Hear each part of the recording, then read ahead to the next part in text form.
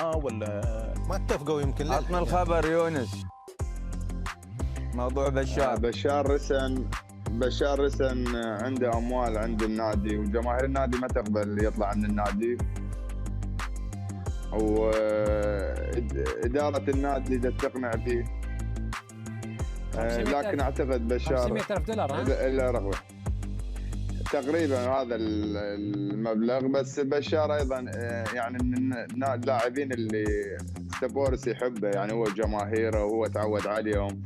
بس تعرف خالد، اللاعب هم مرات يحتاج الى الماده وانه يكون عقده سليم حتى يقدر يقدم، لان اللاعب له عمر، واعتقد هو في اوج عطائه. فانا اعتقد انتقاله لقطر هي خطوه جيده بالنسبه بس هو وقع عقد مبدئي مع قطر. ها؟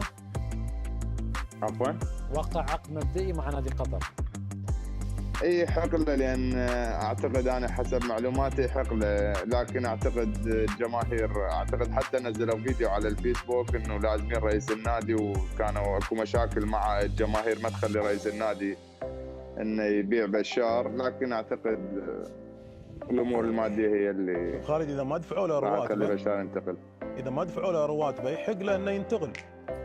اذا ما للعلم نلعم هو ما مستلم، يعني ما استلم، يحق له انه ينتقل وبعدين يرجع يعني بحد اقصى 3 شهور. زين، وبعدين ياخذ فلوسه من عن طريق الفيفا. اذا ما استلم رواتبه 3 شهور واكثر من حق اللاعب فسخ العقد.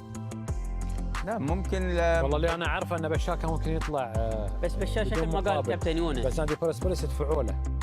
هذا انا اعرف. كابتن يونس شكل ما قال بشار عنده مباراه، عنده نهائي في ديسمبر. صح، 19 ديسمبر. فبرسبوليس اكيد يبغيه، لكن اذا يعني الفلوس تلين النفوس. لا بس بيرسبوليس يدفعوا له. يدفعوا له؟ ترى بيرسبوليس اعتقد دفيع ما شاء الله. ها؟ فرق كبير وعريقي عندهم. بس مشكلة الانفوس على فكرة. لا لحظة، مش بيرسبوليس اللي مات الفريق الغني. لا من الاغنياء فريق. لا كان عليها مديون في دوري ابطال اسيا، في لعيبه استغنوا عن لا هذا خالد مدربهم اللي راح الان، اللي راح منتخب عمان، رفع على فريق برسبوليس شكوى اني ما استلمت مستحقاتي كامله.